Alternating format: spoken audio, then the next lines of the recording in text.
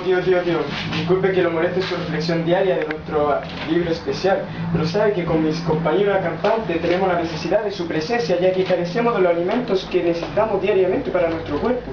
Queríamos saber si se nos honraría con su presencia, por favor. ¿Me estáis mandando, loco? ¿Viste que estoy ocupado?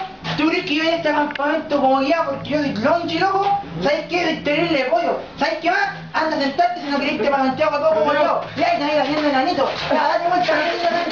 Anda, enanito.